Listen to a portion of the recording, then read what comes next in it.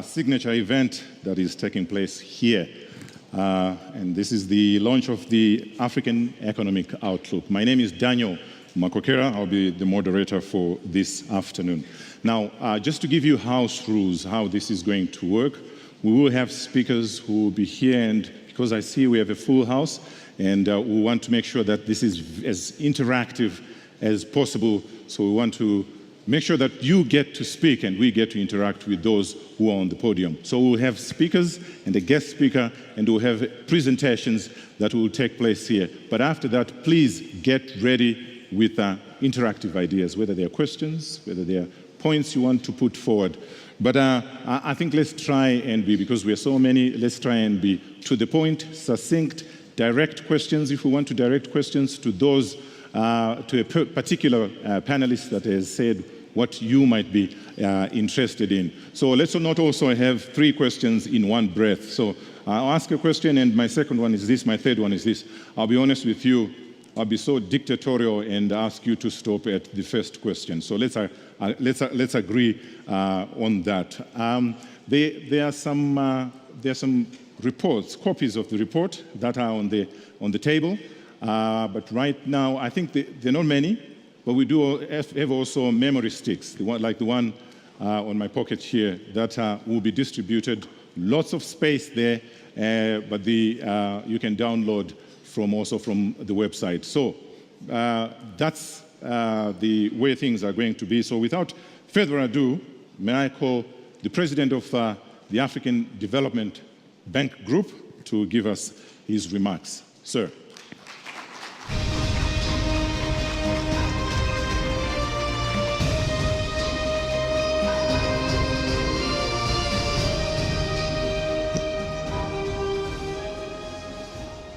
Thank you, Daniel. Good afternoon, everybody, and welcome to the land of the 1,000 hills. Actually, I'm sure there are more than 1,000 hills. I'm happy to see so many old friends here. I'm sure I'll have time to catch up on a few things. Now, I've been counting the number of meetings about Africa, on Africa, Africa Rising, and I've stopped counting. I think it is time that we begin to have meetings and sessions that don't simply give us the diagnosis. I think we can all agree on the diagnosis. We need now to agree where is the medicine, how will it be taken, who will give it, and so on. I hope this session will be an opener in that direction. This report is a result of an outstanding cooperation between the African Development Bank, the OECD, and the UNDP. I want to thank you all for this great cooperation.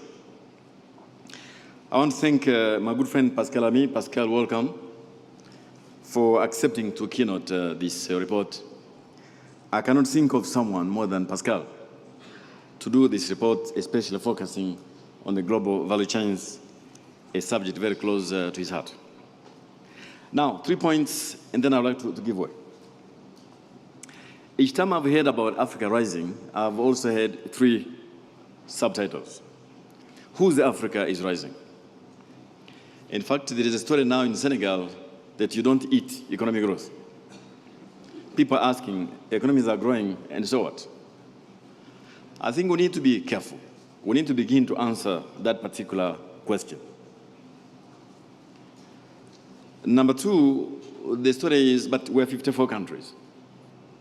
Some, South Sudan, Central African Republic, are having difficulties. So which Africa is growing? That is easier to answer. But more importantly, for a young continent like ourselves, the young people asking, but where are the jobs?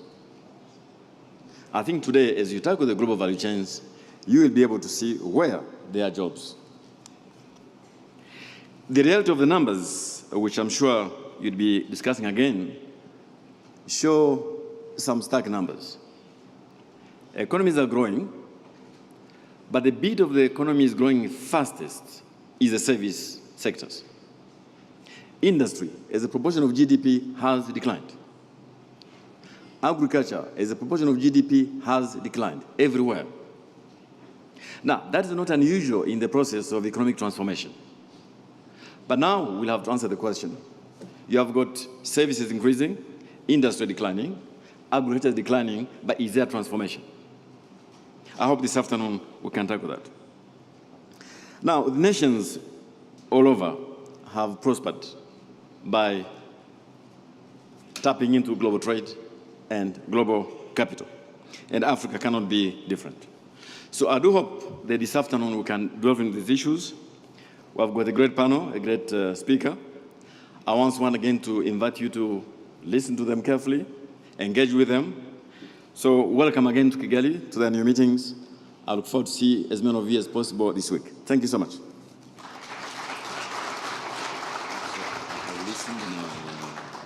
Okay.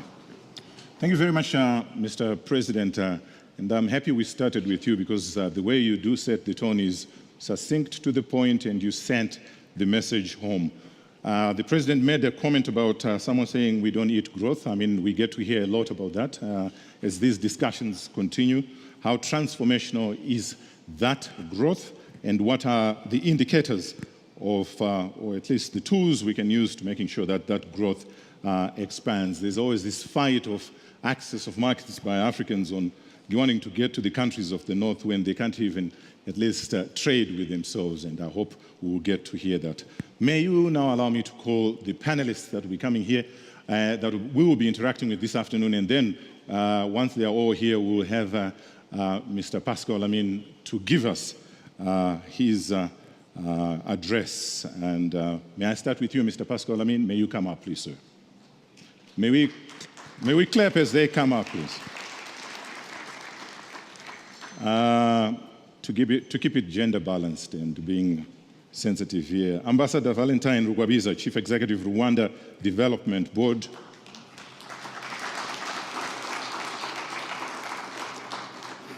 Mr. Mario Pensini, Director, OECD Development Center.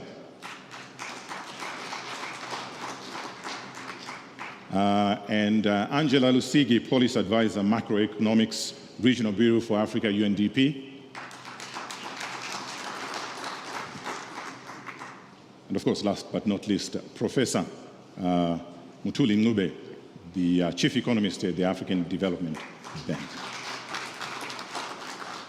Mr. Lamine, sir. Monsieur le Président, Mesdames, Messieurs, un grand merci d'abord pour cette invitation à m'exprimer devant vous aujourd'hui. J'y ai été très sensible. Donald Kaberuka, comme beaucoup d'entre vous ici cet après-midi, sait que votre continent est devenu pour moi petit à petit une passion. Et vous savez combien je suis heureux de pouvoir continuer à apporter ma contribution à vos délibérations et peut-être même encore davantage depuis que j'ai recouvré ma liberté de parole. Le rapport que vous avez en main, que la Banque africaine de développement, l'OCDE et le PNUD rendent public aujourd'hui, représente à mes yeux une innovation majeure. Pour la première fois, il détaille le résultat de recherches approfondies sur les chaînes de valeur en Afrique et sur le rôle majeur qu'elles sont appelées à jouer dans le développement économique et social du continent. Et je vais consacrer mes quelques propos au contexte de ce rapport, autrement dit aux grandes évolutions des échanges internationaux qui sont intervenus dans le monde, à la manière dont elles impactent l'avenir de la production de biens et de services sur votre continent, et enfin aux conséquences à en tirer du point de vue d'un certain nombre de politiques publiques. D'abord, les grandes tendances de la structure des échanges internationaux. Nous savons tous que l'économie mondiale a connu des transformations majeures au cours des dernières décennies, que l'on peut résumer par ce concept de globalisation, et dont tout laisse à penser qu'elles vont se poursuivre dans l'avenir. C'est l'hypothèse que fait le rapport. Je partage ce point de vue. Au plan économique, cette globalisation se traduit par deux phénomènes a priori de sens différents. Une très grande intégration des marchés d'un côté, d'autre part, une très grande fragmentation des processus de production. Cette fragmentation des processus de production, cette multilocalisation progressive de chaînes de production qui, très longtemps, étaient restées nationales ou locales, se traduit dans un chiffre simple. Il y a 20 ans, le contenu moyen en importation des exportations était de 20%. Il est aujourd'hui de 40%. Il sera dans 20 ans probablement de 60%. Simultanément, intégration de ces processus de production de plus en plus multilocalisés au sein de chaînes de production de biens, de services. Les manifestations les plus éclatantes de cette évolution se situant en Asie du Sud-Est pour l'essentiel, en Europe et en Amérique du Nord, pour autant qu'on se fie au passé. Rôle évidemment très important des multinationales qui construisent, dirigent, arbitrent ces chaînes de production, qu'elles soient dominées du côté du producteur qui cherche à rejoindre le consommateur ou qu'elles soient dominées du côté de l'acheteur qui souhaite intégrer sa chaîne en amont. Une interpénétration de plus en plus complexe et totale des biens et des services, ce qu'on appelle la servicification de ces chaînes de production, à un point tel qu'il est parfois difficile de distinguer les biens et les services comme on avait l'habitude de le faire dans le passé.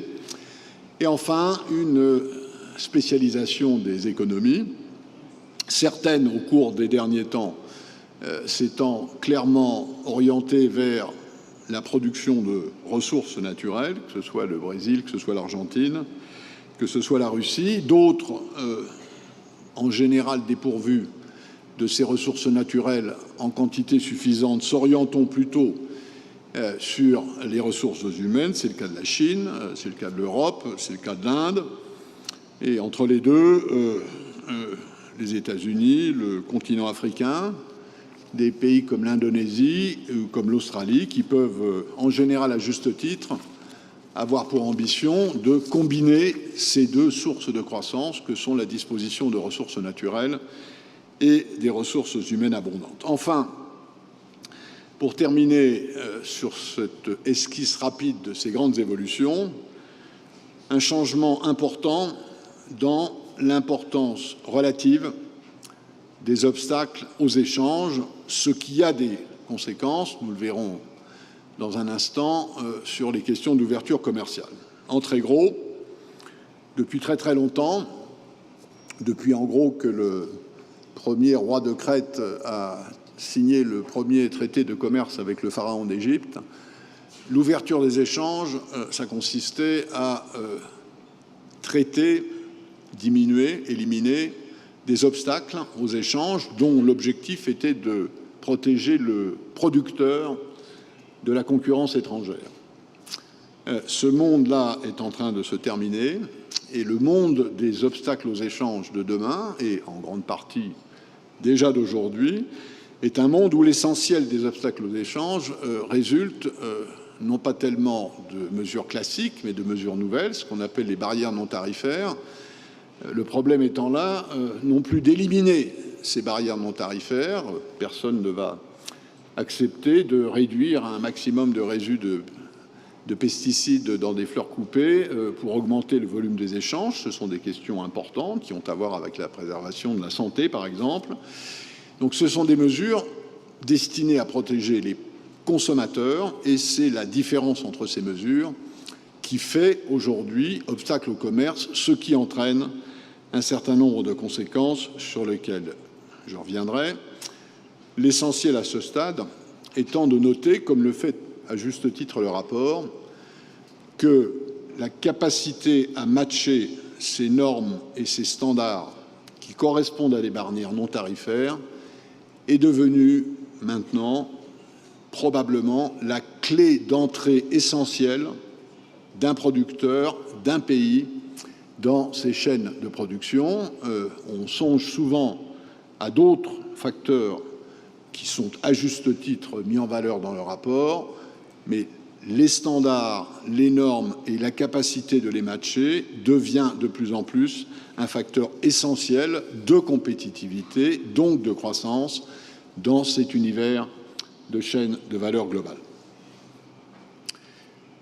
Deuxième point, comment, à grands traits, ces évolutions impactent-elles spécifiquement le continent africain et son développement?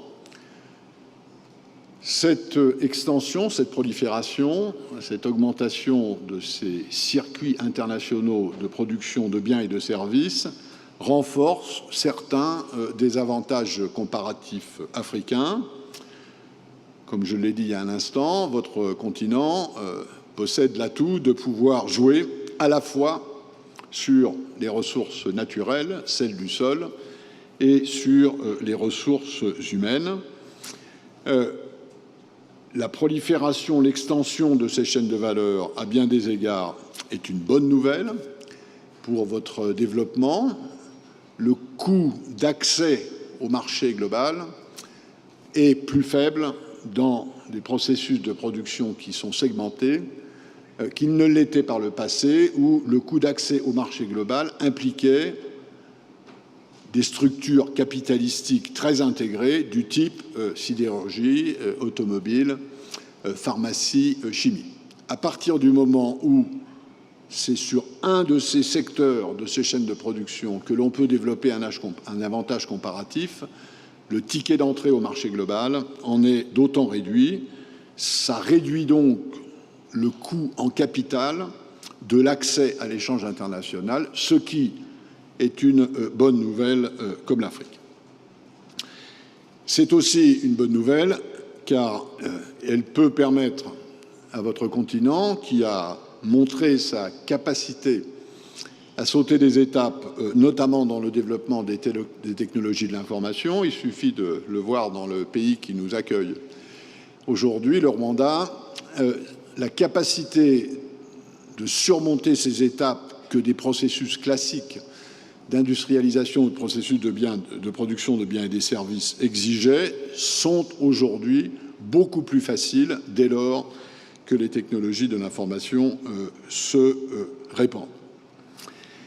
Ces évolutions, ces transformations de l'économie internationale impliquent aussi de porter davantage d'attention à certaines faiblesses de la croissance des pays africains en général. Je n'y reviens pas, ce sont des questions bien connues, bien identifiées. Les réseaux de transport, les réseaux d'énergie, dans certains cas, encore une fois, je le rappelle, pas au Rwanda, la difficulté avec les réseaux de technologie de l'information, et certainement, et le rapport le souligne à très juste titre, une importance croissante, je dirais même cruciale, à la qualification des ressources humaines, à la disponibilité de personnel formé, à la capacité de mettre en place des formations techniques, notamment sous forme d'apprentissage, et nous savons que c'est un secteur dans lequel il reste beaucoup à faire. Dernier point pour lequel les transformations que j'ai évoquées à grands traits impacte fortement votre continent, c'est cette observation sur le changement de la nature des obstacles à l'échange et par conséquent de la signification des processus d'ouverture des échanges. Ces évolutions signifient qu'il faut, d'une manière générale, mais surtout en Afrique, envisager les questions d'ouverture commerciale sous un angle différent. Qu'il s'agisse de l'accès au marché africain par les Africains ou qu'il s'agisse de l'accès au marché des autres continents par les Africains, comme je l'ai dit tout à l'heure, nous avons changé de monde en passant des barrières tarifaires aux barrières non tarifaires. Et ceci a des conséquences majeures, notamment parce que cela signifie la fin de la notion de préférence, qui est celle qui a fait partie de la doctrine globale, du consensus international, aussi longtemps qu'il s'agissait de favoriser le développement des échanges via la réduction des droits de douane. Si je suis les États-Unis ou l'Europe et que je souhaite favoriser les pays africains grâce à des tarifs douaniers préférentiels, je devrais mettre un droit de douane zéro sur les fleurs rwandaises, je vais mettre un droit de douane supérieur sur les fleurs costaricaines et je vais mettre un droit de douane encore supérieur sur les fleurs israéliennes pour ajuster mes préférences au niveau de développement. S'il s'agit à la frontière européenne ou américaine d'administrer le contrôle d'un niveau maximum de pesticides dans les fleurs coupées qui proviennent, par exemple, du Rwanda, alors il n'y a plus de préférence possible. Les standards, les normes, c'est tout ou rien. Et il faut saisir la très grande importance de ce changement dans la conduite des politiques commerciales, dans les modalités d'ouverture de l'échange international et dans la manière dont, finalement, une convergence de ces systèmes réglementaires, de ces systèmes d'administration de la précaution se feront. Et évidemment, la grande question étant de savoir si ça se fera au niveau multilatéral ou si ça se fera au niveau bilatéral. Et ce qui est en train de se passer dans cette négociation qui a démarré l'année dernière entre l'Europe et les États-Unis, ce partenariat transatlantique et qui porte à 80% sur ces questions de convergence ou d'administration de la précaution via des règlements, aura une importance cruciale pour la suite. J'y reviendrai dans un instant. Dernier point, comment ces évolutions, ces transformations, qui ont un impact spécifique sur le continent africain, qui possède lui-même ses propres spécificités, ses propres forces, ses propres faiblesses, comment tout ceci se traduit-il dans les priorités à donner à la conduite des politiques publiques? D'abord, cela conduit à définir un objectif pour ce qui est de la croissance, qui est l'accroissement de la valeur ajoutée domestique. Chacun sait que le produit national brut est la somme des valeurs ajoutées.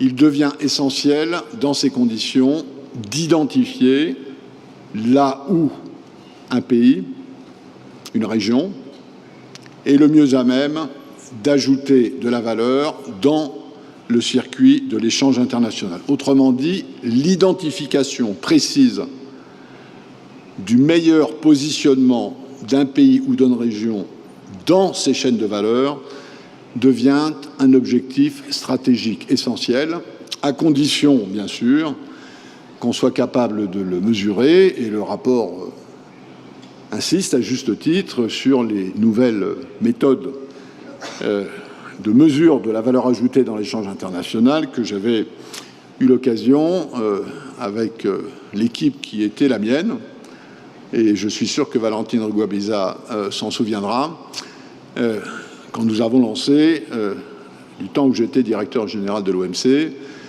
cet nouveau comptage du commerce international en valeur ajoutée. Donc il devient essentiel de focaliser l'attention sur cet objectif et d'être capable de le mesurer correctement, ce qui ne va pas de soi, chaque pays devant sélectionner le secteur, le segment dans lequel il peut maximiser ses avantages comparatifs. Ces grandes évolutions et l'importance de ces nouvelles chaînes de valeur impliquent un nouveau regard sur le partenariat public-privé en matière de croissance. McKinsey, et je ne fais de publicité pour personne, a fort bien identifié ce qu'ils appellent ces deux espaces à temps différents, l'espace qui mène d'une faible rentabilité à une forte rentabilité, l'espace qui mène à une rentabilité immédiate à une rentabilité différée. Et nous savons que dans le fonctionnement de ces chaînes de valeur, il faut répartir les efforts entre les pouvoirs publics et le secteur privé étant naturellement plus attiré dans les secteurs où la rentabilité est forte et dans lesquels cette rentabilité est précoce, et le secteur public devant de son côté focaliser son attention, et notamment pour tout ce qui est des systèmes de formation, d'éducation, dans des secteurs à rentabilité relativement faible et probablement différée. Le reste étant une affaire d'environnement des affaires, nous le savons tous et je n'ai pas besoin d'y insister. Troisième leçon majeure pour ce qui est de la conduite des politiques publiques et de développement, la capacité d'identifier correctement celles des multinationales qui sont les plus actives dans le développement de ces chaînes de production mondiale, qu'il s'agisse de l'automobile, qu'il s'agisse de la chimie, de la pharmacie, de l'agroalimentaire, ou qu'il s'agisse de secteurs comme la banque et l'assurance. La capacité à dialoguer et à lire les stratégies d'établissement des chaînes de valeur de ces grandes multinationales devient beaucoup plus importante que pour le passé. Quatrième conséquence, on la connaissait depuis un certain temps, y compris dans ce monde classique de production plutôt domestique et d'obstacles aux échanges plutôt d'ordre tarifaire, c'est évidemment la nécessité de l'intégration régionale. On pense toujours, et c'est bien normal, aux infrastructures, à la facilitation des échanges sur laquelle vous reviendrez demain, à l'élimination d'obstacles de type droit de douane, mais ce que nous dit ce nouveau paysage de chaîne de valeur, c'est qu'en termes d'intégration régionale, la priorité n'est plus là où elle était il y a 30 ans, il y a 20 ans, il y a 10 ans. La priorité est à l'harmonisation des systèmes qui gouvernent les standards, les normes et les réglementations. Et l'Afrique, une fois de plus, parce qu'elle peut brûler des étapes, peut aller directement à cette étape d'intégration régionale en économisant en quelque sorte tout un tas de difficultés qui se sont posées dans le cas européen, qui se sont posées en Amérique latine ou en Amérique centrale, qui se sont posées dans des régions comme l'ASEAN, en allant le plus directement possible à l'harmonisation régionale de ces standards et de ces normes. Enfin, et j'en termine sur ce point avant de conclure, si telle est bien la priorité, si telle est bien la direction dans laquelle il faut porter le regard pour le développement de vos économies, alors la question de savoir si cette harmonisation des standards, des normes, de la précaution se fait au niveau multilatéral ou se fait au niveau bilatéral prend une importance considérable comme l'Afrique. Si on regarde l'Afrique par rapport aux autres économies de cette planète, elle a une grande particularité, c'est de dépendre très peu de régulation bilatérale en matière d'échange. Par rapport à d'autres pays, si je puis m'exprimer ainsi, c'est l'Afrique qui a le plus d'œufs dans le panier du multilatéral et donc de l'OMC. Or, ce système multilatéral, aujourd'hui, est plutôt bien dressé et assez efficace pour traiter la réduction des vieux obstacles aux échanges, des obstacles classiques du type droit de douane ou subventions qui distordent les échanges. Il n'est pas bien armé, ne serait-ce que parce qu'il n'est pas mandaté pour organiser, monitorer, surveiller des processus multilatéraux d'harmonisation, de convergence réglementaire. Et cette absence du système multilatéral sur ce terrain, qu'on est obligé de constater aujourd'hui, doit, à mon avis, faire réfléchir les leaders africains, ceux qui s'occupent des échanges, ceux qui s'occupent du développement de leur pays, et ils y passent tous l'essentiel de leur temps, pour savoir comment, de ce point de vue, les intérêts africains seront-ils les mieux servis. Si les Européens et les Américains se mettent d'accord sur un standard technique en matière agroalimentaire, alors il y a fort à parier que vos économies, vos producteurs, vos régulateurs n'auront guère d'autre choix que d'accepter de fait ce standard euro-américain. Il y a un bon côté à cela, parce que ça permettra des économies d'échelle à tout le monde.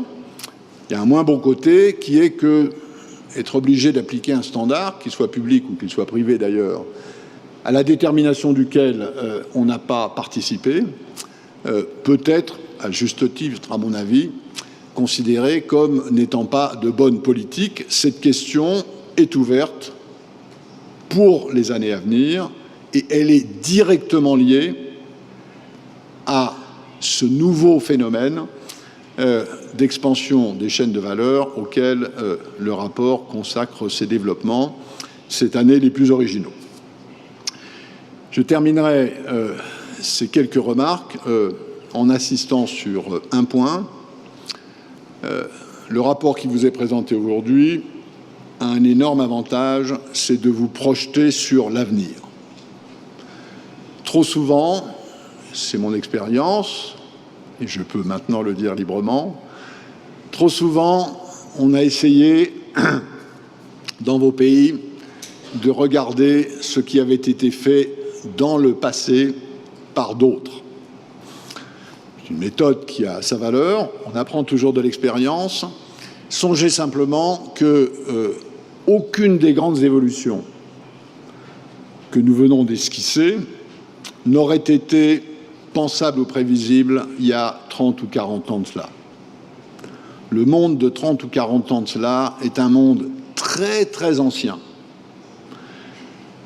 Les évolutions qui se sont faites devant ces 20 ou 30 dernières années vont s'accélérer dans les 20 ou 30 années qui viennent. Et donc, mon plaidoyer final, c'est pour que vous, Africains, vous projetiez définitivement et complètement dans l'avenir. L'avenir, c'est votre chance, ça n'est plus un passé dont vous devez continuer à vous libérer. Merci pour votre attention.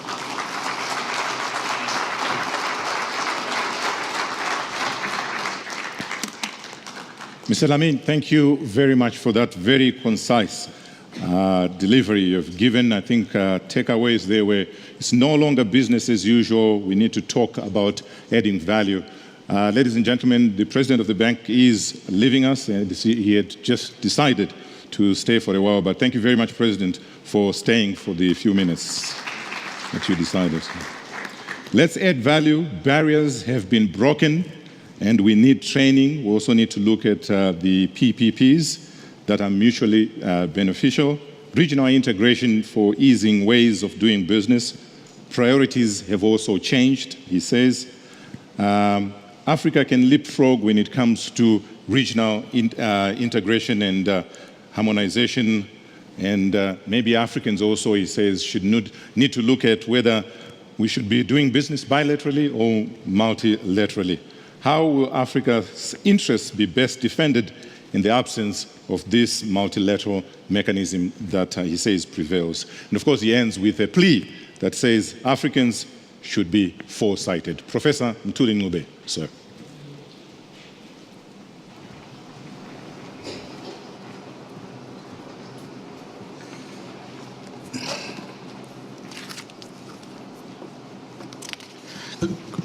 Good afternoon and welcome to the launch of the African Economic Outlook report. This is a very nice report. I urge you all to read it. It's well written, it's about 1,000 pages long. What you see printed is only a third of it. There's a lot more that you could glean from it. What I'm going to do is really present to you the performance of Africa, economic performance of Africa, mention what the drivers are, what the risks are, but also try to answer the question, whose growth is it? My colleagues at UNDP spent a lot of time looking at the human condition, as you can imagine, and in their presentation will say more about the impact on the human condition. And Mario Pezzini from OECD will say a lot more about global value chains and the opportunity they present for sustaining Africa's growth. I hope I can move these slides. If not, I'll speak through.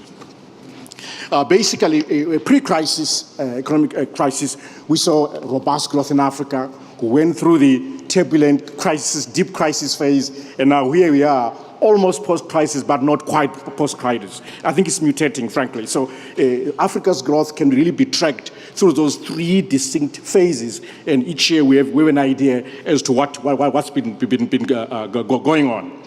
If you look at North Africa, since the advent of the Arab Spring, has been growing a lot more slowly for obvious reasons, which I need to explain here, dealing with the social cohesion issues that you're all aware of. It slowly but surely is beginning to cover, and we wish the region well. But Sub-Saharan Africa has been growing much more strongly. If you look at the growth, for instance, for 2012, of 4.9%, 5% for 2013, in 2014 and 2015, closer to 6%. That's our expectation for the Sub-Saharan Africa region. So quite clearly, let me call it a twin-track Africa, so to say, north-south, but all resilient growth, I dare say. I mean, compared to the global growth of about 3%, I think you'll agree with me that things are going rather well. Oh, that's behaving all right now. Okay. There you go. There we are. So some figures for you to chew over there. But also you can do many things, include South Africa. Now you can include Nigeria, exclude it, do back and forth to see what the impact is. I mean, the bottom line is African growth is showing some resilience. You can also dichotomize between, oil importing countries, oil exporting countries. The interesting thing is that even the net oil importers are growing quite fast. And that really speaks to the quality of economic policies that are being pursued by these countries. So growth is not only confined to the oil exporters, but also to the net oil importers as well. I must tell you, we did some numbers, some analysis going back to 1960. I don't know how relevant that is, but econometricians will go to town and try to bang some data and do all manner of things. But what we're finding, though, is that growth is not confined to middle income or high income countries, at least in terms of some kind of African classification. Actually, it is the poorest countries that are showing the strongest growth. They're able to demonstrate that they too can grow, and this is encouraging. It means perhaps that this growth is sustainable, but we know that fundamentally we need to deal with structural transformation, make it more inclusive, take advantage of opportunities such as global value chains to really sustain it so that it impacts on the broader population and creates opportunity for all. Let me press on just a regional distribution of growth. In 2013, you can see North Africa, as I said, 1.9%, Southern Africa 3%, East Africa at 6.2, Central Africa 3.7, West Africa 6.7. So you can see that the strongest growth in Africa really is East and West. Slower in the middle, slower at the top, slower at the bottom. That's where growth is basically, that's how it is distributed. Going forward, you can see Middle Africa recovering, Central Africa, higher growth in Southern Africa, but the strongest growth is in West Africa, 7.2%, East Africa, 6%, North Africa recovering, they're 3.1%. Some of the fastest growing countries, you can see, I can't read, so I'll read it from here. I see Liberia, Sierra Leone, Chad, Angola, DRC, Congo, Ethiopia, just to mention a few. I'm sure someone will challenge that and say, I know a few other countries that will do just as well, but that's how it's distributed. So it's quite spread out in terms of fastest growing countries, so to say, except for the north of Africa. Some of the slowest growing, and even slow in Africa really means growth of still above 2.5% by global standards. You can see Morocco, Cape Verde, Guinea-Bissau, Mauritius, Swaziland, to mention a few, Egypt, but still better than the global average. Now, some of the growth drivers, colleagues, you probably have heard this before, but do not underestimate the impact of some of the flows that are flowing into Africa, be it remittances, which, as you know, have overtaken ODA or FDI or portfolio flows. They're the largest flows in Africa is remittances. Those are continue to be part of Africa's growth story. But of course, so is ODA is playing a role, so is FDI, just in terms of resource flows into Africa.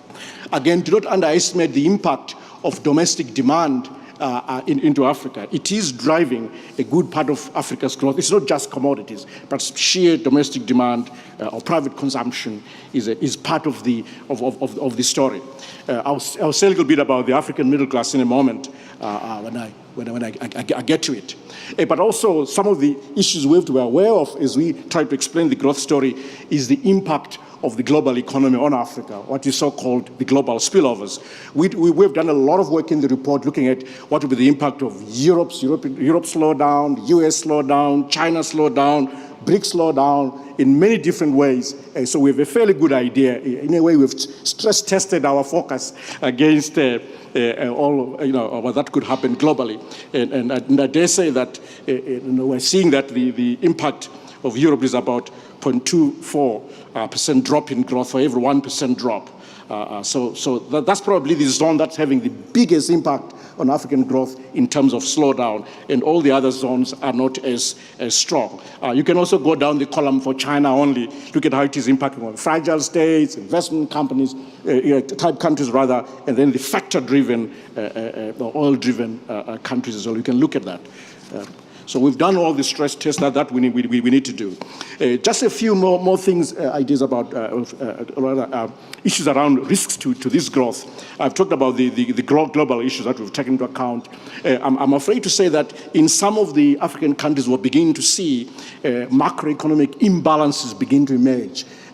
Macro policy getting out of line, whether you're looking at inflation levels, budget deficits, current account, and so forth, input cover levels, exchange rate volatility. In some countries is beginning to worry us a bit, but we have full confidence in the capacity of the officials to rein in on any fiscal imbalances that need to be taken care of, so as to bring the macro environment under control and then allow growth to go through. I can be specific about countries later, but not just now. But also, colleagues, you have seen a few countries get into the Eurobond market, issue a few bonds.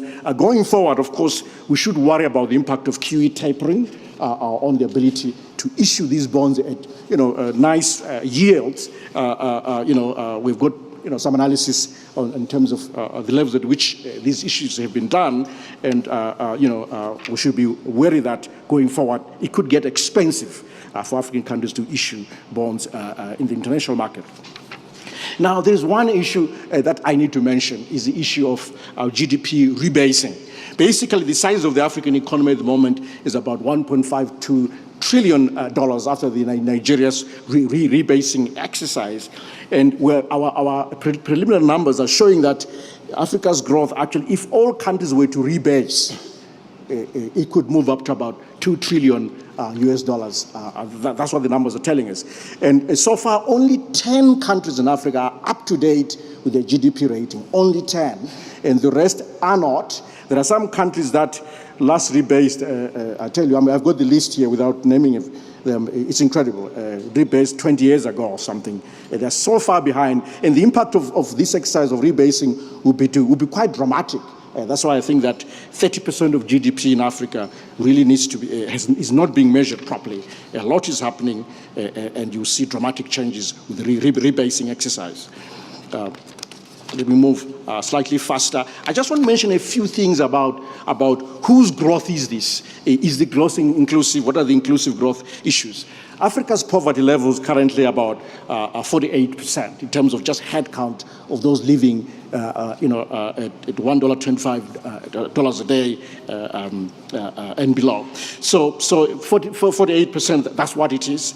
And obviously poverty is higher in states that are considered post-conflict or fragile, depending on your taste of physiology there. We know that. We've also done in this report some kind of, the beginnings of some analysis to try to work out where poverty will be in the next 20 years. Whose growth is this? Is it impacting on poverty? And there are some countries that are going to struggle to reduce poverty. We're finding, for instance, a country such as DRC, Congo, is having difficulty, will have difficulties in reducing poverty unless certain steps are done.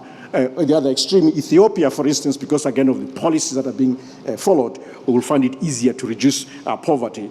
And we see those two countries as examples where outcomes will be different because of policy choices.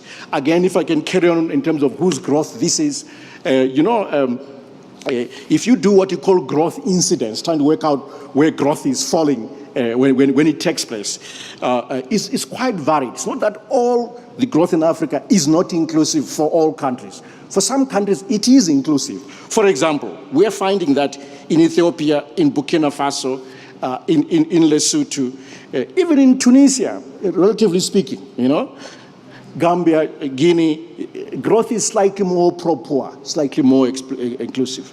And countries such as Madagascar, Tanzania, Cote d'Ivoire, just to mention a few, not all countries, it is less inclusive compared to the group that I mentioned earlier. So we have an idea as to how this growth is being shared and whose growth this is.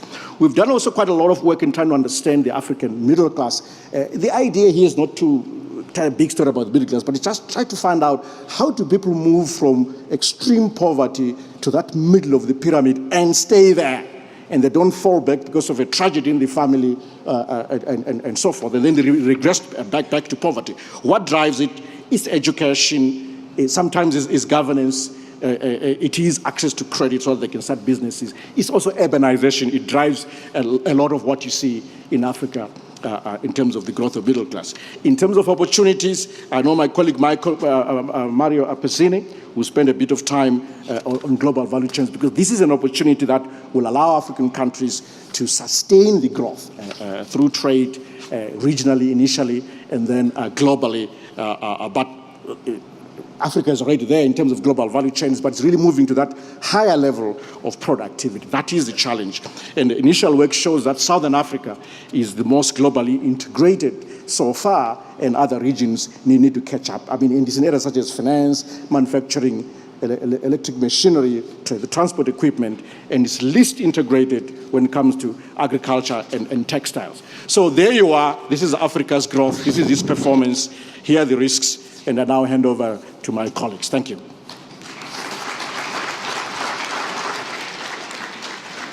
Thank you very much, Professor Mutuli Ncube. You raised quite a lot of good points that I think will create a lot of discussion. We're running out of time, tight on time, rather. Not yet out of time, but tight on time. So I won't raise the issues that you raised. I'll bring them in the discussion. So if, sir, if you come, and could you help me with managing the time? I'm pleading.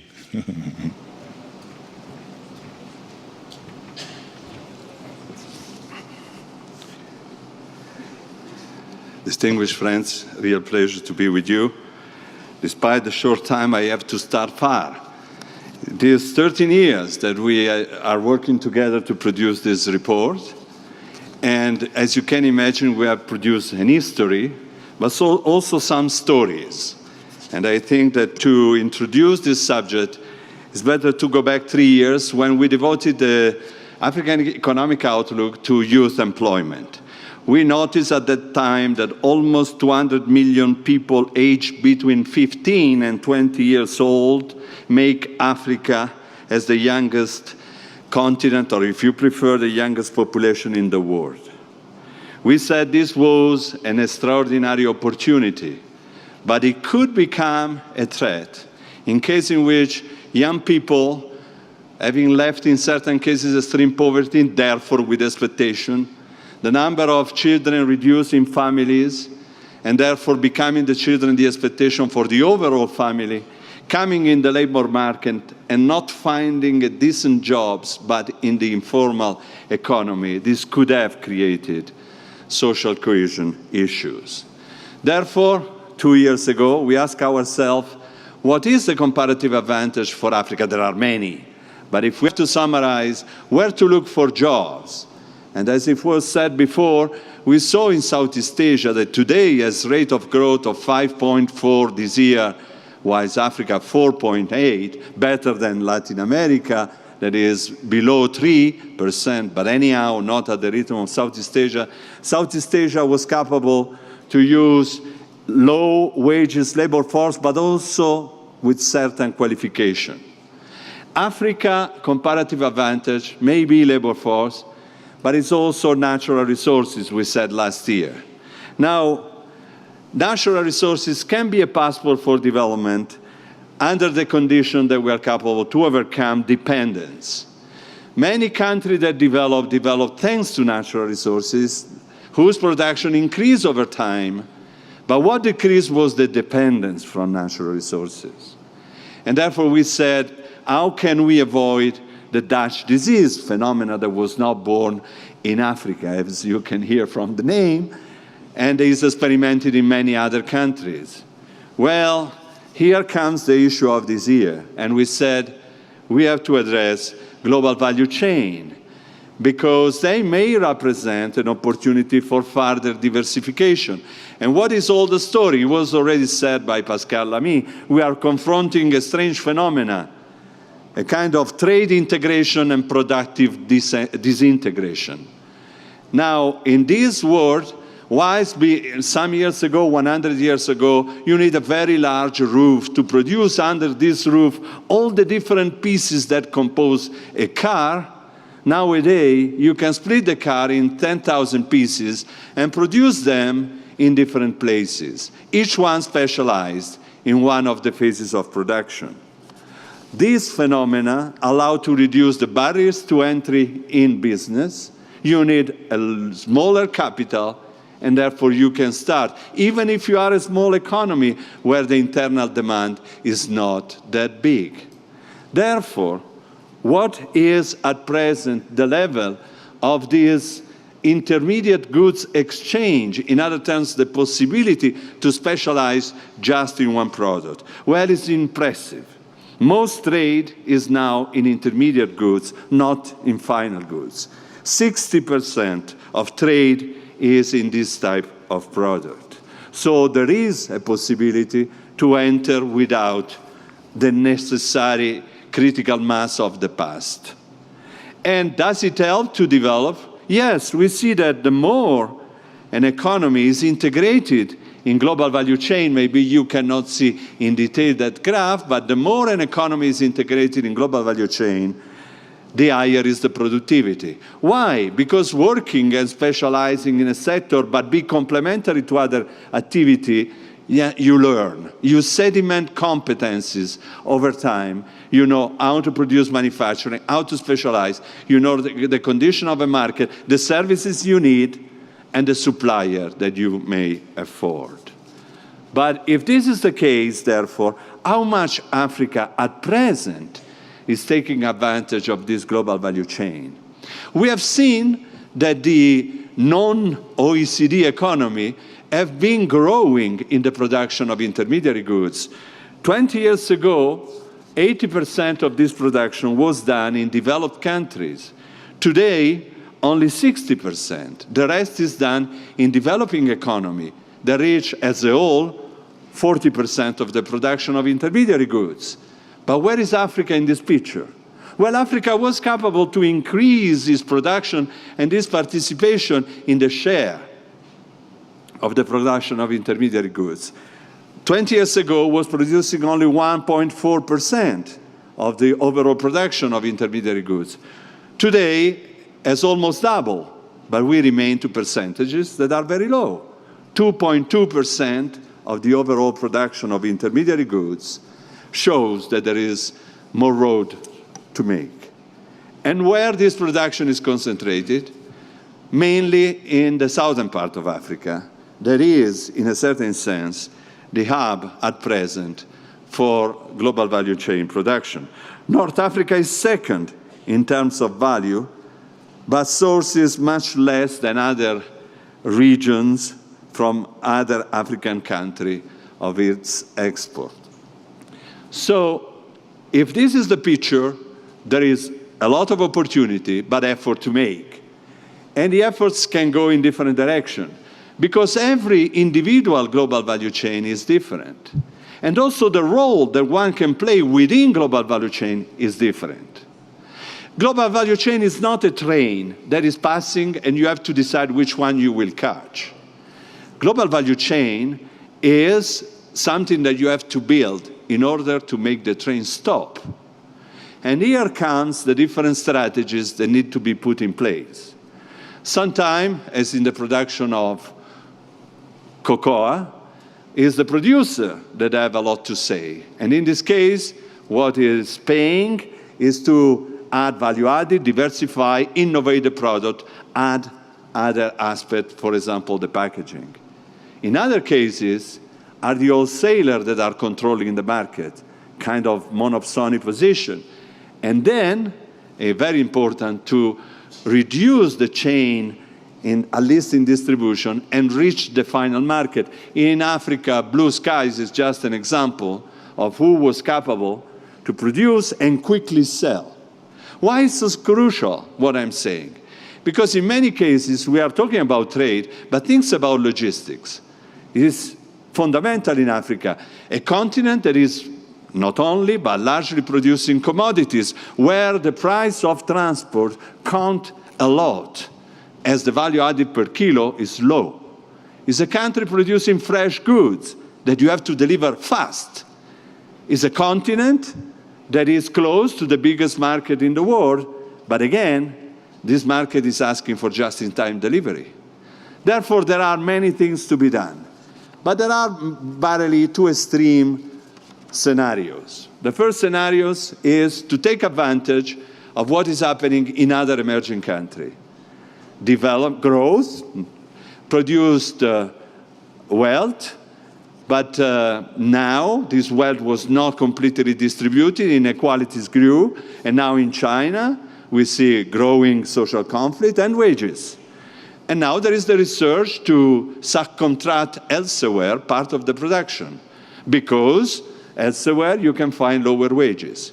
This is an interesting, but I would call low-scale strategy. It taps on low wages, and over time may produce good results, but it's not the only scenario. There is a second one in which the important point is how to permanently upgrade and improve the product via innovation and improving productivity. Here is where we read the importance of the discussion here in the African Union about productive transformation. Yes, it's possible to improve production. It has always been done in OECD countries and in others. Obviously, it requires policy. They are already in place. Brazil, India, Indonesia, South Africa are doing policy to strengthen the comparative advantages and the capacity to compete of their economic structure. It is not a matter of good or bad ideologically. It's a matter to study what is working, understanding what is working, taking what works, and getting aside what doesn't work. That's why we have decided in my organization to create a group of countries that regularly discuss their experiences from Costa Rica to Malaysia, from Tunisia to Turkey, and obviously there are African countries. Things are already happening. The important point is to draw the crucial lesson to continue. Thank you very much. Thank you.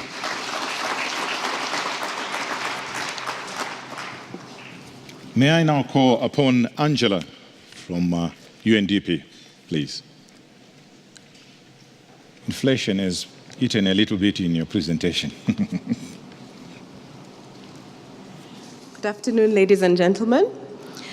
I have 3 key messages. We've heard a lot about global value chains, we've heard a lot about growth, but let's bring it down to what it means for human development. We're saying that human development in Africa is on the rise. Poverty rates are falling, income and education and health outcomes are improving. But the message is that it is too slow, it is uneven, and it's vulnerable to shocks. A few years ago, we were talking very much about the Millennium Development Goals. And one of the things we said that if we were to achieve the goals, then the minimum growth rate to be achieved was at least 7%. We know we're nowhere near that. Some countries are doing better than others, but on the whole, a lot more needs to be done. We're talking about uneven development. It's not just between countries, it's even within countries, it's within communities, and this is creating a problem. We're also saying that our human development is vulnerable to shocks. We've seen a lot of progress, but as soon as we get an economic shock, an environmental shock, a political shock, we move very many steps behind. So clearly this is something that we need to pay attention to. Going forward, in the report, we've evaluated the 4 key things that need to be on Africa's development agenda for the future. And we're happy that this is already part of Agenda 2063 and is part of the ongoing discussion post-2015. These are inclusion, gender equality, youth empowerment, and environmental sustainability. Finally, we looked at the issue of value chain development. It can improve or it can hamper sustainable human development. Okay, that is a little bit small. However, the key message here is that you want to be in the top right quadrant of this graph, because this graph is looking at what is the change in your income dimension of your Human Development Index on the vertical, and on the horizontal, what is your change in your non-income components of the Human Development Index.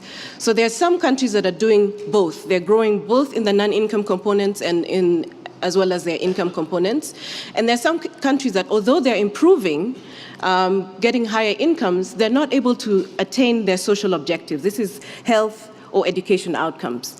And then on the right bottom hand corner, we have countries that, although they're not doing as well as other countries are doing with regard to their income, they're actually able to meet some of their health and education objectives. So there is hope that given stronger economic growth, these countries will actually do much better.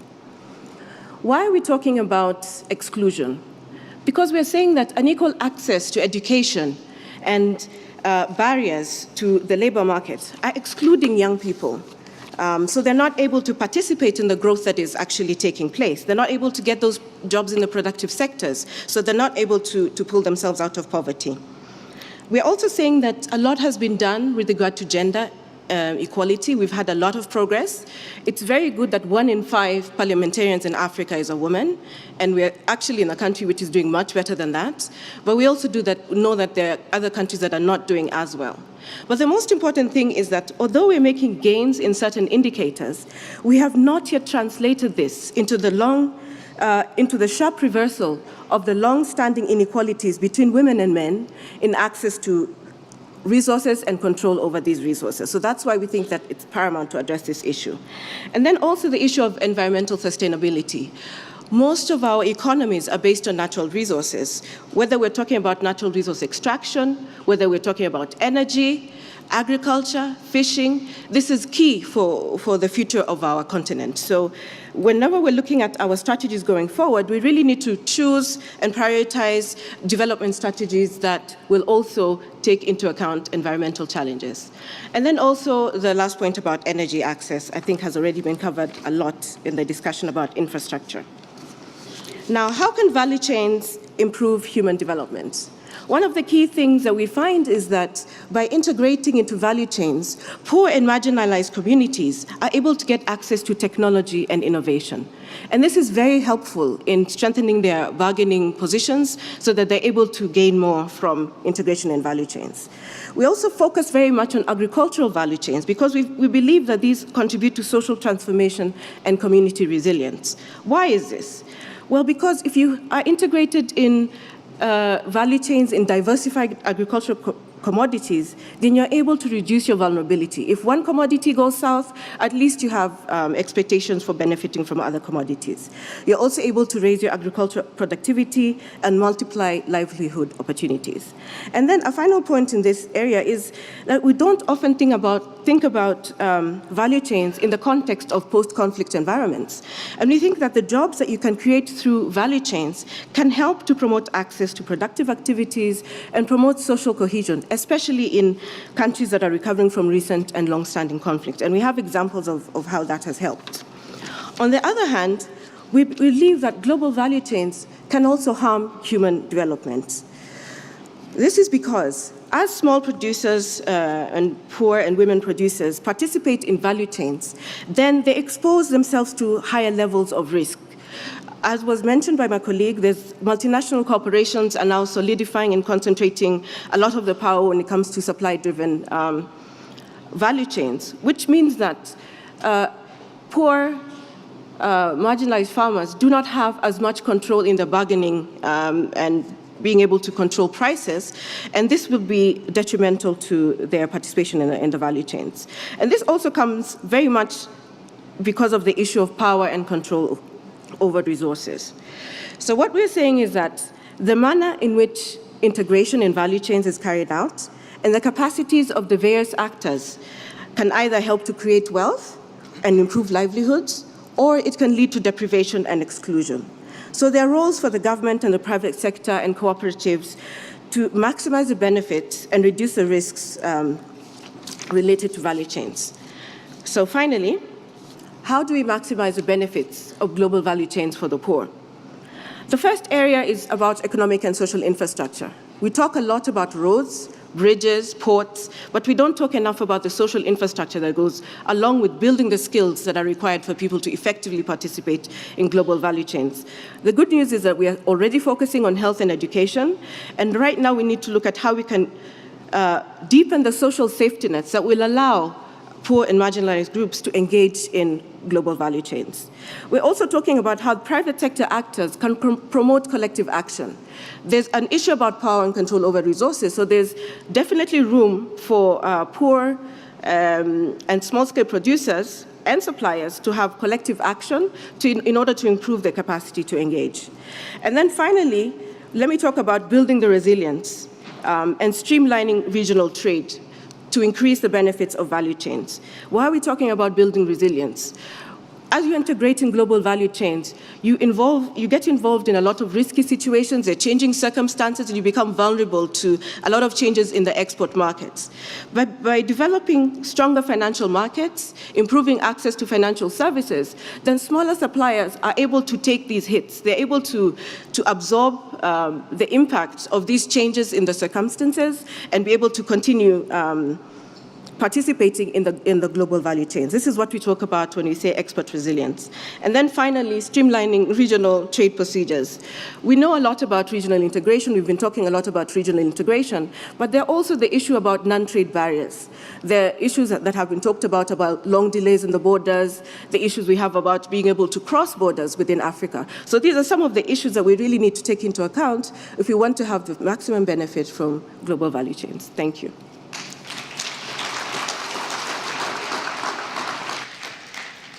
Angela, thank you very much for those salient points that you've brought out. And that's really where we come to the end of the presentations. And we only have one person that hasn't spoken. So I'm sorry, ma'am, I'm going to have to put your head on the block and start asking you a question.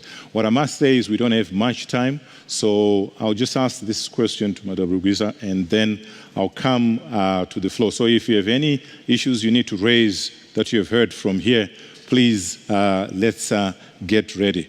We've heard a lot of things, Madam. Now, my understanding is I'm going to ask you a question, right? No, you're not presenting, right?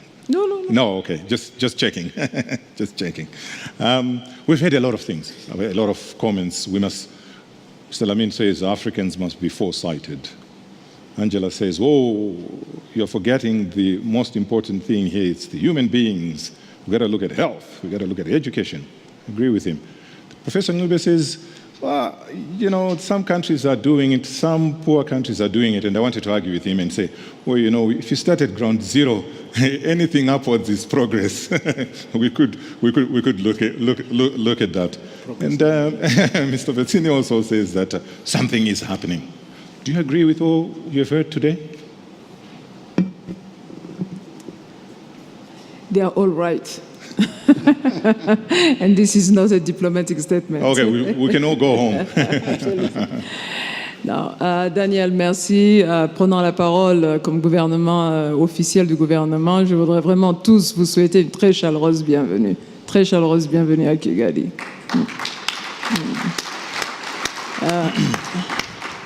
Quand je dis qu'ils ont tous raison, le président de la banque, Kaberuka, a commencé en disant, en réalité, nous avons aujourd'hui suffisamment de matériaux pour savoir ce qui impacte les chaînes de valeur, ce qui doit être fait. Et il faudrait peut-être ce qui serait en addition de ce diagnostic, c'est de savoir comment ça se fait et où est-ce que ça se fait, où est-ce que ça a pu se faire et comment ça a pu se faire. L'avènement des chaînes de valeur, je pense qu'il est important de le dire, n'est pas nouveau. C'est son importance qui est devenue, qui est un élément à noter, qui est très important. Et son importance elle-même a changé l'importance que l'on accorde aujourd'hui à l'environnement politique. L'environnement politique des affaires, l'environnement politique des échanges. Et sur l'environnement politique des échanges, de manière très simple, Daniel, je pense que plus que jamais, avec les chaînes de valeur ajoutées, plus que jamais, avec les chaînes de valeur, le temps. Le temps est devenu un facteur compétitif beaucoup plus important qu'auparavant. Mais également la simplicité. Et dans le temps, je vais donner un simple exemple, c'est qu'aujourd'hui, dans le temps, en matière de réduction de temps, au courant des quelques mois qui viennent de passer, dans le contexte de l'intégration dans le corridor du Nord, en matière de temps, il y a des choses qui sont frappantes, qui sont en train de se passer sur le continent. En matière de temps, eh bien, aujourd'hui, le nombre de jours que prend simplement un camion de passage de Mombasa à Kampala est passé de 18 à 4. Cela vous donne l'impact sur la compétitivité.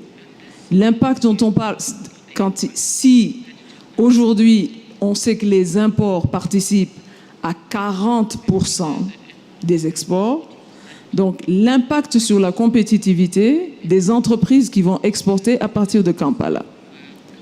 Ce délai de temps est passé de 22 à 6 jours de Mombasa à Kigali. Alors, regardez non seulement l'impact de temps, mais aussi sur les coûts. Et ça amène un deuxième élément. L'élément du coût. Le temps, le coût est devenu un élément central. Avec les valeurs ajoutées, un élément central. Il était déjà un élément important de compétitivité. Il est devenu un élément encore plus central. Un troisième élément, c'est l'élément de la simplicité. Comment ça a pu se faire? C'est un changement radical. En réalité, comment ça a pu se faire? Eh bien, ça a pu se faire en éliminant complètement tous les stops qui intervenaient entre Mombasa et Kampala. C'est lourd, mais ça veut dire qu'en réalité, les bénéfices qui sont à la clé sont des bénéfices absolument impressionnants. un quatrième élément, et je suis d'accord avec tous mes collègues ici, Okay. c'est l'élément des ressources humaines. I'll stop you on the fourth point, Madam. Yeah. I just want us to interact. So because I'll come back to you. I just want to ask you, Professor Mtuli Ngube, Madam Rugwabiza says that there's nothing new here, and I kind of agree with her. We've been in conferences listening to this. There's a report every year. We get to hear same old. But you brought a point where you said there's some countries that are showing this growth, and I think your worry was that is it going to be sustainable? Maybe I should ask you, do you think it's going to be sustainable in this east-west growth that we are seeing, and what is it that they are doing right that probably we can start to learn from? Because otherwise we keep happening, I think, Prof. It all starts with policy leadership. It is the right policy leadership that will deliver the sustainability of this growth, and in many different areas. For example, it's about realizing that you need to build people's skills so they can, access those jobs. We've already talked about that. It's about making sure that the companies are able to access regional markets, either through investing in infrastructure or other ways. It's the whole story of structural transformation is at the core of this. For those that are producing natural resources. I just want to come in because I hear this a lot, and I think we need to talk practicalities. Africa generally, from Ghana downwards, we are almost all 50 years old as far as the shackles of bondage are concerned. We still need to learn, our governments still need to learn about these points you're making? Absolutely, you'll be surprised. There's one country, you have almost mentioned it. I talked about macroeconomic imbalances beginning to re-emerge. It's as if we haven't learned anything about macroeconomic imbalances. So we have to keep going at this. This is a marathon. It's not a short sprint. So we have keep going with the argument, keep re-emphasizing it. And the positions of countries keep changing. We have to make sure that we stay at the top. We need to stay at the top. Is there any comments from the floor? Do we have roving mics that people can use? Any comments? Okay. Yeah, I think we'll need mic. I might not hear the clapping all the time. My name is Fisation. I'm a professor and trying to find ways and means of resource mobilization for African Union. First, the issue of capacity in Africa. Many African countries lack the capacity not only from policy making but also implementation. So the issue is, are we in a position to compete? Yes. I cannot compete with the best racetrack, or in other words, at the racetrack. So it means that the developed countries and African countries are no way to compete. I mean, there is no way for many African countries to compete with industrialized countries. Second, the issue of technology. In order to promote trade, you need to boost production. In order to boost production, you have to also have technology and other facilities. These are manifestly absent in Africa. Mineral and oil resources. Africa is rich in mineral and oil resources. And yet, I mean, we are exporting crude oil and then importing refined oil. There is serious paradox. Harmonization, you mentioned. Last point, please. Yeah. Mr. Lamin, you spoke about foresight, which really I caught on. And the points that the professor is raising are very important. He's saying that we talk of competitiveness, but can I really compete when I don't have the tools? Can you? I respect professors very much, but not what I heard. If you were right, Africa would not be where it is.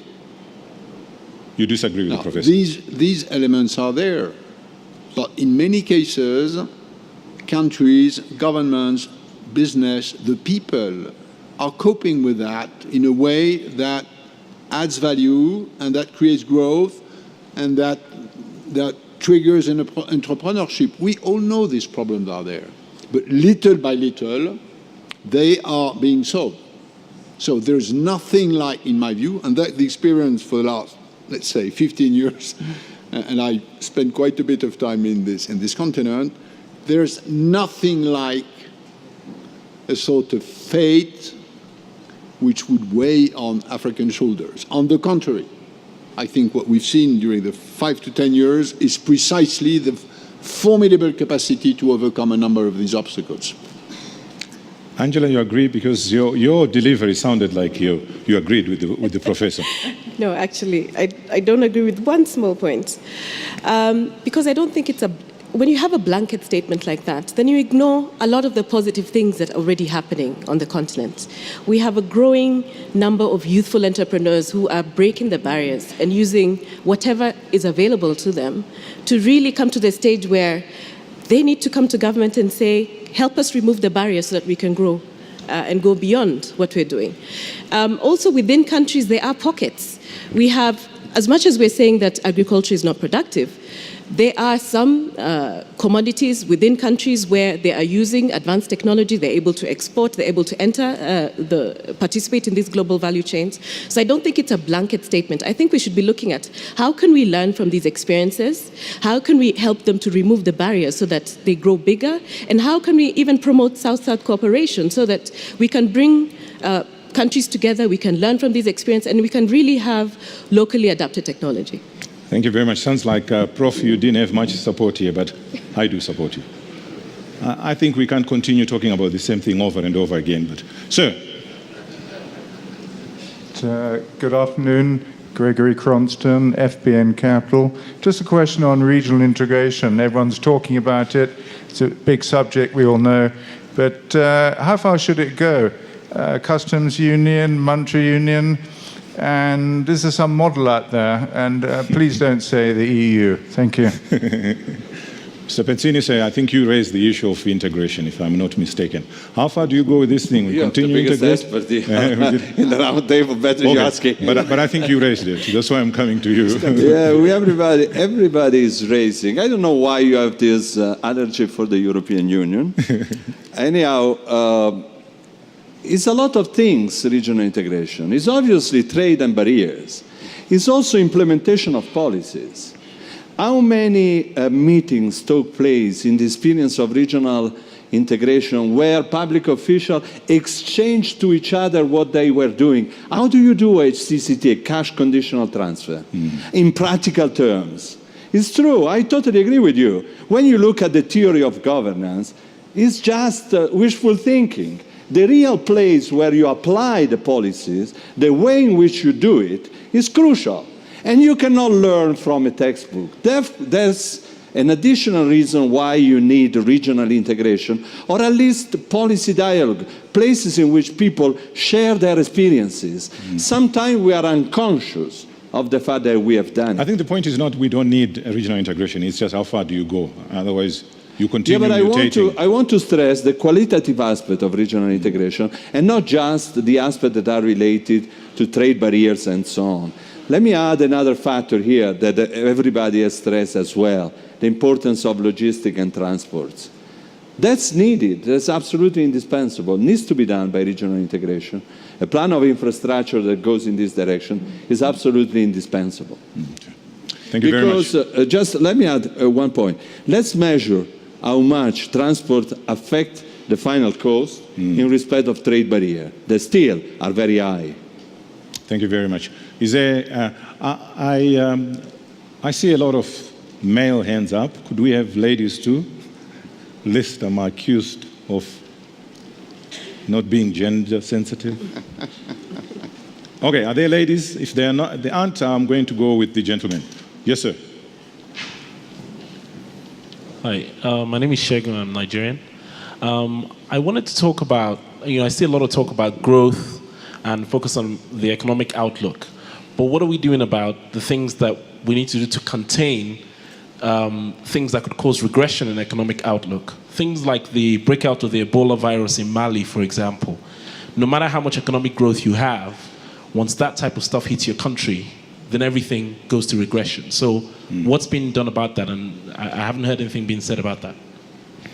Yeah, what's being done about that? I see Professor Mtuli wants to talk, but I wanted, Madam Rugwabiza, you want to make a comment on that? absolutely. Thank you. I also wanted to make a comment on the issue of regional integration. How far should we go? In terms of regional integration, I think we should just take a very pragmatic approach. I didn't mention the cost element, but it's clearly, if it was an option a few decades ago, today it is an absolute must. The numbers I mentioned in terms of just reducing the time, well, you will be interested to know that what it means in terms of just the cost is cutting down the cost by $1,600 per container. So that's huge in terms of just the impact on the competitiveness of the economies. Now, clearly, when it comes to regulatory issues, those are becoming much more difficult. Are we going to agree on exactly the same standards? Here, I think we should take a more pragmatic approach. In terms of regulatory issues, if we can't harmonize, at least we should be able to have mutual recognition so that we will really facilitate the movement. And this is happening. This is happening. It is one element that Professor Nkuli said, it's really most and foremost, it's a matter of really political will. Political will just to put in action and having in place, making sure, the monitoring, making sure that is happening. What has happened in the Northern Corridor within a year is a testimony to that.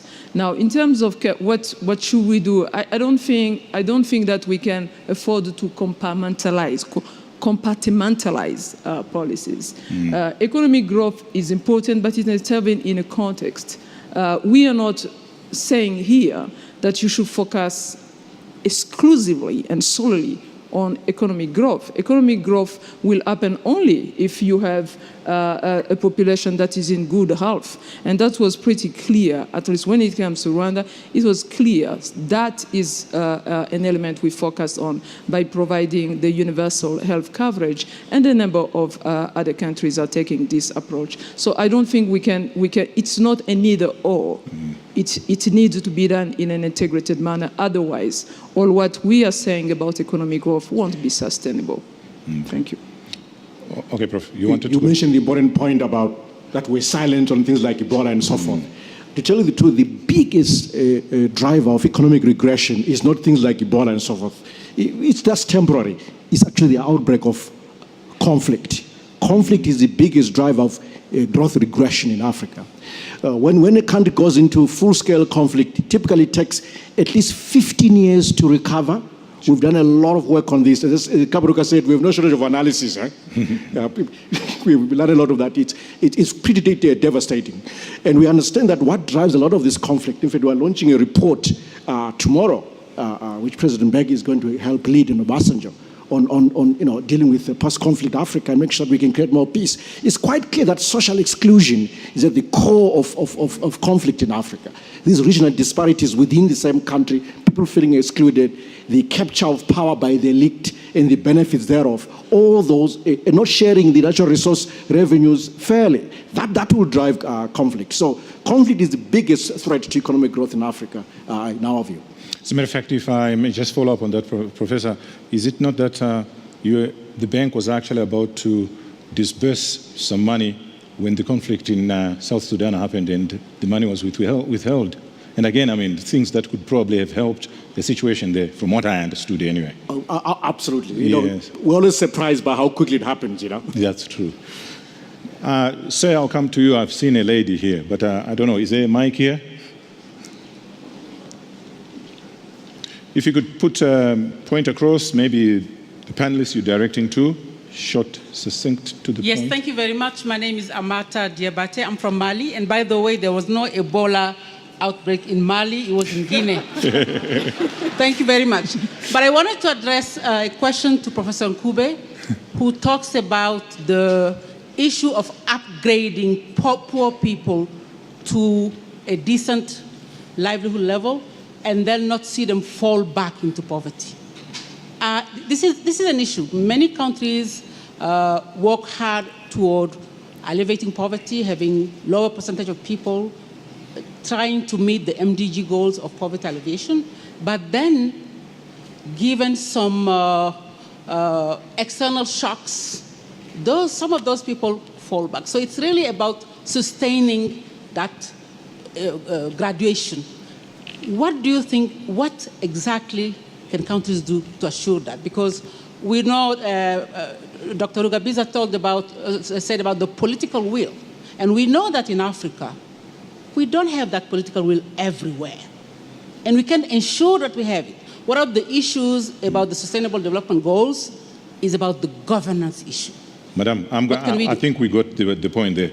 How do we sustain it? Once we have reached a certain level, Prof, how then do we stay there? Two quick things. One is social protection. I think there's a lot to learn from Brazil, a lot to learn from South Africa and other parts of our social protection is critical for making sure people don't fall back into poverty, and you have to do it right. It has to be conditional transfers, for instance. It has to be productive social protection that stimulates productivity. We have a wonderful program here in Rwanda called the Girinka program, the one cow poor family program. It's working wonders, in my view. Maybe others disagree. So that's one way. Of course, jobs are the ultimate key. If you have a job, you protect yourself against most things, including poverty. But we have to create the jobs. Thank you. Okay, you wanted to add, Mr. President? I would like to add just one point to this question that I found crucial. Because one thing is the conditional cash transfer, they help leave extreme poverty. But then not only if you have external shock, but somebody in the family got sick, you fall down. Yeah. You are in informal economy, you get to retirement, you don't have a pension because you were in the formal economy. So there are several factors that strengthen further the importance of social protection system. And I agree with Mtuli, it would be important to study certain cases. Brazil is one, Brazil for sure did a lot of things in this field. There are others, and see what are the methods and the mechanisms that function at the best. However, let me also tell you that Brazil, not by chance, is a country where the fiscal revenue out of GDP is 32, 33, 35%. The average in OECD countries is 35, 37%. Many countries, including in Africa, have a fiscal revenue which is below 15% of GDP. So between 32 of Brazil and 15, there is a wide difference, which means that very often the public sector doesn't have the capacity to put in place this policy unless at the same time a fiscal reform is put in place. Thank you very much. A question from the gentleman there, sir. Yes. Short to the point, and because we are tight on time. Thank you very much for the opportunity. My name is Tokwe. I'm from Nigeria as well. I just want to hark back and emphasize what Professor Pezzini said. It's all about jobs. But I want us to understand the sheer impossibility, for example, of creating 100,000 jobs these days. Dr. Rugabiza talked about the lead time between Mombasa Port and Kigali, having dropped from 24 days to about 6 or 4 days now. And the real issue is that we need to re-engage with innovation, with technology, with globalization, and the inevitability of these concepts to realize the fact that these days, in spite of the ballooning population, especially among the youth, the truth is that human beings are, to a large extent, not as relevant as we used to be in the supply chain. And that creates a huge problem for us in Africa. Therefore, what we need is a serious structural transformation in terms of the way we think, because, of course, the world itself has really transformed from the way it was 20, 30 years ago. These days, technology does a whole lot more, and innovation and globalization reaches out and gets the job from us in Africa. So any government official that says 100,000 jobs is going to create it, it's a tall order. It probably will never happen. Thank you very much. Thank you very much. Ladies and gentlemen, unfortunately, that's where we have to leave it for today because we have run out of time. And I was already beginning, why do we have to warm up? We must just get into it. This warming up thing, and then we lose time. I would like to thank the panelists here, Mr. Pascal Lamin, Professor Ngube, Angela Lesigi, Mr. Pretzin, and of course, let's not forget the whole discussion about the launch of this. And Professor Mtuli Ngube, do you want to do the honors? The African Economic Outlook is duly launched. Thank you. Thank you very much. So where was that? I have to keep holding it. Hold it on. All right. Thank you very much for being such a good audience, and to the panelists. Sir, thank you. Thanks a lot. Appreciate it. Madam, thank you. Prof, thank you. Appreciate it. Sir. Thank you. Thank you very much. Madam, ça va?